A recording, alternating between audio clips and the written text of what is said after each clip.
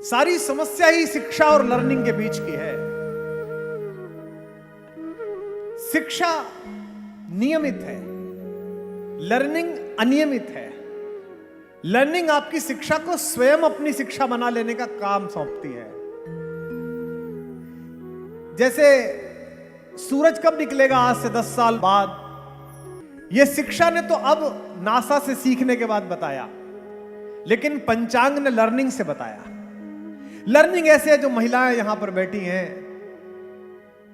कितने भी बड़े से बड़े शेफ के साथ आप ट्रेनिंग कर लीजिए खाना बनाने की, लेकिन लर्निंग अभ्यास का वो सत्र है जब आपकी 75 वर्षीय मां परिवार के 30 बच्चों के लिए एक साथ कड़ी बनाती हैं और आपसे बात करते हुए दूसरी तरफ देखकर नमक हाथ के इशारे से डाल देती हैं, और जब आप खाते हैं तो आपको पता लगता है कि ना नमक 1 अंश ऊपर गया है ना नीचे गया है। ये लर्निंग कहलाती है।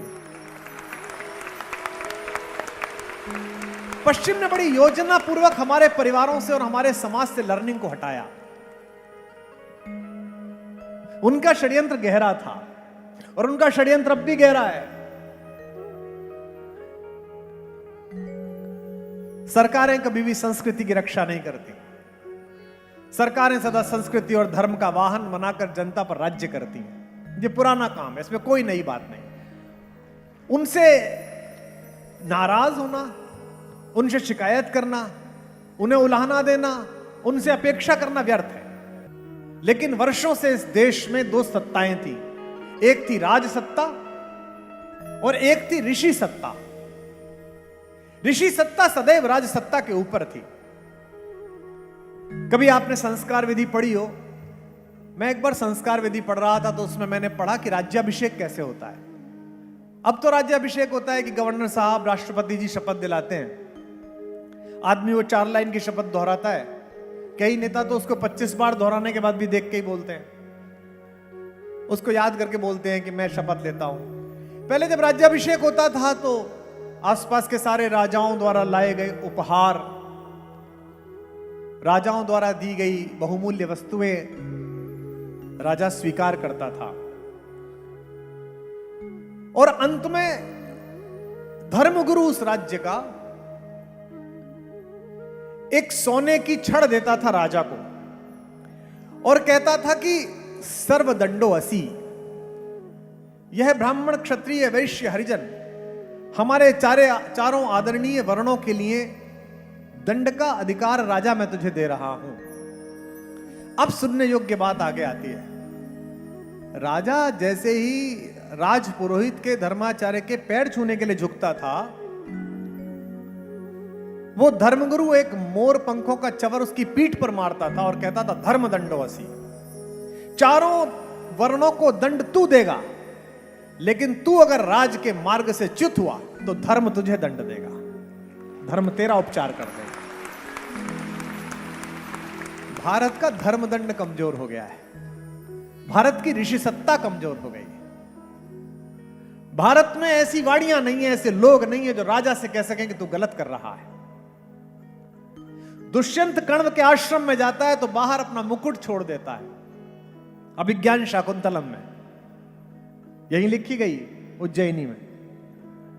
अपना रथ छोड़ देता है, अपने आभूषण उतार देता है कि कहां जा रहा हूं? यूनिवर्सिटी के अंदर जा रहा हूं, गुरुकुल के अंदर जा रहा हूं। इसीलिए शकुंतला उसे पहचान नहीं पाती कि यह राजा है कि राजा का सिपाही है। जब वो प्रेम का प्रस्ताव करता है तो वो ये कहता है मैं राजा का सिपाही हूं, तो भोली शकुंतला उसकी बात को सत्य मान लेती है। और अब समय बदल गया। अब गुरुकुल का आचार्य प्रयास करता है कि विधायक जी आए, मंत्री जी आए, गुरुकुल की महत्ता बढ़े, आश्रम की महत्ता बढ़े, क्योंकि ऋषि सत्ता कमजोर पड़ गई। आपने अद्भुत काम किया कि आप शिक्षकों को सिखा रहे हैं, क्योंकि शिक्षक का सिखाना बहुत आवश्यक है। एक गलत इंजीनियर पैदा हो जाएगा तो 4 गलत पुल बनाएगा। एक भ्रष्टाचारी और गलत डॉक्टर पैदा हो जाएगा तो जीवन भर में 100-200 लोगों को समय से पूर्व यमराज से मिलने भेज देगा। लेकिन एक शिक्षक गलत पैदा हो जाएगा तो एक पूरी पीढ़ी का नाश हो जाएगा।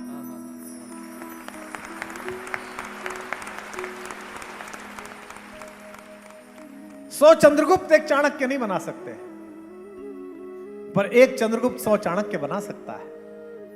इस परिसर में बैठे हुए किसी भी अध्यापक को इस बात की ग्लानि होती हो कि मेरे वेतन से ज्यादा तहसीलदार साहब की तनख्वाह है, मेरी सैलरी से ज्यादा दरोगा जी की सैलरी है, मेरी मारुति 800 से ज्यादा बड़ी कार पड़ोस में रहने वाले जूनियर इंजीनियर की है। तो सदा इस बात को ध्यान रखना, दुनिया में ऐसा कोई आइंस्टाइन पैदा नहीं हुआ, ऐसा एडिसन पैदा नहीं हुआ जो एक बल्ब से दूसरे बल्ब का स्पर्श करा के उसमें प्रकाश जारी कर दे। केवल अकेले आप गुरु हैं जो स्वयं से छूकर हजारों करोड़ों दीपकों को जला देते हैं। इसलिए गोस्वामी जी ने कहा कि राम जब उठते हैं तो सबसे पहले क्या करते हैं? प्रातःकाल उठकर रघुनाथा, मात पिता गुरु ना वही नाथा। पहले मां को प्रणाम करते हैं, फिर पिता को प्रणाम करते हैं, फिर गुरु को प्रणाम करते हैं। मेरे गांव का एक बनियों का लड़का अपने मामा के यहां चला गया कलकत्ता। यह बात है पिछली शताब्दी की, 1880-90 के आसपास। घर में खाने को नहीं था, बहुत गरीबी थी, परचून की दुकान थी, उसी दुकान पर 3 भाई पलते थे, फिर उनके बच्चे पैदा हो गए। तो उनमें एक तेज बच्चा जो था, उसका मामा कॉटन मिल में काम करता था। तो उसने कहा बेटा तू मेरे साथ चल, मैं वहां काम दिला दूंगा। 15-16 साल का लड़का था, कॉटन मिल में काम करने लगा। मामा एक्सपायर हो गया, बेटा काम करता रहा। जो सेठ जी थे उन्हें समझ में आ गया कि इस लड़के में बड़ी तेज गति है, ये बहुत जल्दी सीखता है। उन्होंने लड़के को सिखाना शुरू करा। कॉटन की मिल में कुछ जो छोटे मोटे और उद्योग होते हैं, लकड़ी की पुली बनाना, टिकटी बनाना, ये सब काम उन्होंने उसे दे दिया कि तू एक काम कर, तेरे पर जो तनख्वाह जुड़ी है वो 1000-2000 और ले ले, तू अपना छोटा सा काम शुरू कर दे, आशीर्वाद दे दे। जैसे आपने इतने सारे लोगों को काम दिया, ऐसे भी दे दिया। लड़के ने काम शुरू कर दिया। प्रतिभा, क्षमता, लगन और ईमानदारी चारों मिली, और पीछे क्या मिली? भूख। वापस नहीं लौट सकते। आगे का रास्ता सिर्फ उन्हीं लोगों ने बनाया है जिनके पीछे लौटने के रास्ते बंद हो गए।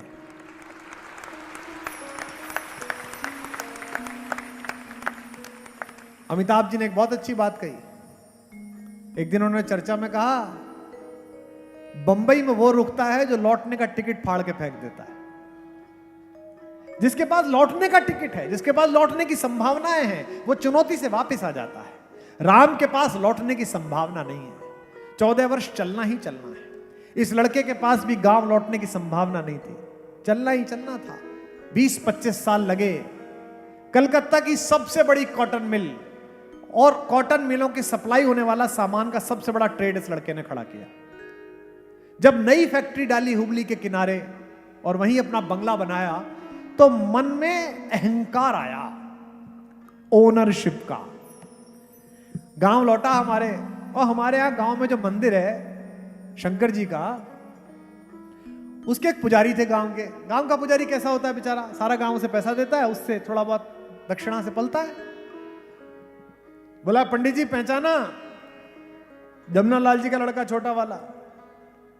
पंडित जी बोले हाँ जजमान, आपकी तो 5 पीढ़ियों को पंडित हैं हम लोग, और सुना आपने बड़ा पैसा कमाया, बड़ा यश कमाया, बड़ी छाती चौड़ी होती है। अभी आपने सुना है पंडित जी, देखा नहीं है। नई फैक्ट्री बनाई है, उसका पूजन आप करोगे और मैं लोग भेज दूंगा, आपको ले जाएंगे। इस बार जैसे ही मुहूर्त आएगा आपको पूजन करना। पंडित जी ने कहा इससे बड़ा सौभाग्य का, हमने तो गांव से बाहर का आज तक रास्ता नहीं देखा। हम तो अलीगढ़ नहीं गए, बुलंदशहर नहीं गए, इसी गांव में। तो साहब वो दिल्ली में, पुरानी दिल्ली से कलकत्ता की ट्रेन में डिब्बा तैयार हुआ। वो पहले लकड़ी का डिब्बा होता था अकेला, फर्स्ट क्लास का, जिसमें वो पंखा खींचने वाला आदमी होता था, सुराही रखी रहती थी। पंडित जी के लिए एक डिब्बा तैयार कराया गया। पंडित जी और पंडित जी का एक चेला भजनीक और ले जाने वाले एक मुनीम जी साथ चले। तो 4 रात में कलकत्ता पहुंचे। बड़ी सेवा हुई पंडित जी की, भूमि पूजन हुआ, नए घर का गृह प्रवेश हुआ। जो गृह स्वामिनी थी उसने चूल्हा लगाया, और आपको पता है कि हवन के बाद पहला भोग भगवान के बाद पंडित जी का लगता है। उनकी थाली तैयार होती है। नौकर चाकर काम कर रहे थे, लेकिन गृह स्वामिनी खुद ही पूड़ियां बनाने लगी। पंडित जी ने जम के खाया, जम के खीर खाई, बड़े प्रसन्न, खाए जाएं और आशीर्वाद निकले जाए। यजमान कमाल कर दिया, ईश्वर आपकी 100 फैक्ट्रियां बनाए, ईश्वर देश का सबसे बड़ा टाटा बिड़ला आपको बनाए, खूब आशीर्वाद निकले। यहां तक अहंकार नहीं दिखा पंडित जी को। और मैं आपको कोई किस्सा नहीं सुना रहा, अपने गांव की सत्य कथा सुना रहा हूं। इसे कहते हैं तेजस्विता और इसे कहते हैं अहंकार को आईना दिखाना। जब हो गया सब कुछ तो दक्षिणा की बारी आई। अब दृश्य देखिए, चूल्हा बड़ा सा है, सेठानी खाना बना रही है, पंडित जी पालथी मार के बैठे हैं, सामने पटरे पे खाना हो गया, हाथ धो दिए गए, हाथ पूछ दिए गए। अब सेठ जी उठे और उस जमाने में 100 की गड्डी का मतलब होता था आज के 1 करोड़ रुपए। 100 की गड्डी चौड़े नोट वाली आती थी वो, और उसके ऊपर 1 नोट। पंडित जी को सदा 1 आना 2 आना दक्षिणा मिली थी गांव में। 1 रुपया तो पूरी नवरात्रि में आता था इकट्ठा होके। उनको क्या जरूरत थी पैसे की? सब लोग अनाज में से एक भाग देते थे, लकड़ी वाला लकड़ी का काम कर देता था, जो जुलाहे थे वो कपड़ा दे देते थे, ऐसे ही चलता था पहले तो। 101 रुपए दिया, पंडित जी दक्षिणा जरा झोली आगे लाइए। पंडित जी ने उत्तरीय फैलाया और यजमान ने 101 रुपए डाले। पंडित जी के रोम रोम से आशीर्वाद निकला। उन्होंने कहा ऐसा यजमान नहीं देखा, मैंने जीवन में गड्डी नहीं देखी थी। सुनते हैं कि 100 रुपए ऐसे दिखते थे, पहली बार आपके कारण गड्डी देखी। लक्ष्मी मां आपके सिर पर सदा हाथ रखे, यहां तक ठीक था। सेठ जी ने कहा पंडित जी ऐसा यजमान नहीं देखा होगा जो 101 रुपए दे। ये एक क्षण था कि पंडित जी को लगा कि इसमें ओनरशिप आ गई। पंडित जी ने उठाई गड्डी और कहा कि स्वस्ति नः इंद्र स्वस्ति नः भूखा। बहुत अद्भुत, बहुत अद्भुत, ईश्वर आपको यश दे। इदन्नमम इदम अग्नाय। और जो चूल्हा था उसमें 101 की गड्डी फेंक दी। सेठ जी चिल्ला, अरे अरे पंडित जी क्या कर रहे हो, ये आपने क्या कहा? बोले नहीं नहीं, आपका तो यश बढ़ा रहे, आपको बहुत आशीर्वाद, पर आप कह रहे थे ना कि ऐसा यजमान नहीं देखा होगा, तो मैं भी बस यही बताना चाह रहा था कि ऐसा पंडित भी ना देखा होगा।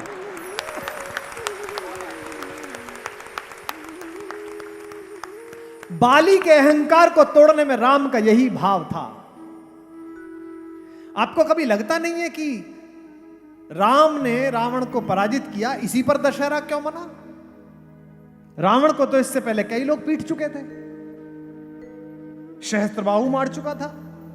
बाली ने तो पीटा भी और यहां लगाया और यात्रा की, पृथ्वी के चक्कर लगाए। जब अंगद पहुंचा तो अंगद से यही तो पूछा उसने। चमचों से घिरा हुआ अहंकार बड़ा विषैला होता है। जैसे वकील के यहां मुंशी होते हैं ना, वो बताते हैं हमारे वकील साहब एक आदमी को तो फांसी लग रही थी, तख्ते से लौटा लाए। इतना वकील साहब प्रशंसा नहीं करते, इतना मुंशी करता है। वो बहुत प्रशंसा करता है। नेता का नीचे का जो चमचा होता है बड़ी प्रशंसा करता है। तो उन्होंने अंगद से जब पूछा, रावण ने राज्यसभा में बैठ के, किसका लड़का है रे, कौन का सुत, पता था उसे किसका है, लेकिन अहंकार में वो भी बाली का लड़का था और राम द्वारा पढ़ाया हुआ था, स्टूडेंट किसका था। उसने 4 उत्तर दिए, देखिए क्या मजा आएगा आपको। कौन के सुत, किसके बेटे हो? अंगद ने कहा बाली के। तो थोड़ा डरा तो सही, लेकिन चमचों के सामने कैसा कहे? बोला कौन बाली, देखो आप। तो अंगद बोला न जानिए, भूल गए। पोटरी कांख में चांप रहे, सागर सात नहात बखानिए। वही बाली जिन्होंने आप में पिटाई लगाई और आपको यहां दबा के 7 चक्कर लगाए, वही बाली, उन्हीं का लड़का हूं मैं। अब वो डर गया, लेकिन ये कैसे कहे कि नहीं नहीं ऐसा नहीं हुआ था, ऐसा तो हुआ ही था। तो बोला किस लिए आए हो? काम कहा। अब ये कहता कि लंका देखने आया हूं, तो कैसा लगता? काम कहा, किस काम से आए हो? बोले कुछ नहीं, दुनिया देख ली थी, तरह तरह के चोटे देखे, पर दूसरे की औरत उठा के ले जाए ऐसा एक चोटा देखना था, किसी ने बताया वहां रहता है, देखने चले यार। कौन के सुत? बाली को बाली न जानिए, पोटरी कांख में चांप रहे, सागर साथ नहात बखानिए। कौन के सुत, सागर कैसे तरियो, समुद्र कैसे पार किया? जैसे गोपद, जैसे गाय कीचड़ में पानी डाल दे और उसके ऊपर कूद जाता है, ऐसे पार कर लिया। काज कहा सिए चोर ही देखो, सीता के चोर को देखना था। इसी बाली में ओनरशिप आ गई, अपने सगे भाई की पत्नी का अपहरण कर लिया, उसका राज्य छीन लिया। इसलिए राम जब वहां पहुंचे तो बाली और सुग्रीव के बीच में से एक चुनना था। राम ने किसको चुना? वंचित को। राम चाहते तो बाली को चुन सकते थे। और अगली पंक्ति कह रहा हूं, यही राम की कहानी है। राम अयोध्या से चले, रास्ते के किसी राजवंशी का समर्थन नहीं लिया, वंचितों का, पिछड़ों का, मल्लाहों का, दलितों का, वनवासियों का समर्पण लिया। अर्थात अगर सात्विकता की अयोध्या को, अनैतिकता की लंका को पराजय देनी है तो उसे प्रकृति के पुत्रों को किष्किंधा से साथ लेना ही पड़ेगा। ये तय बात है।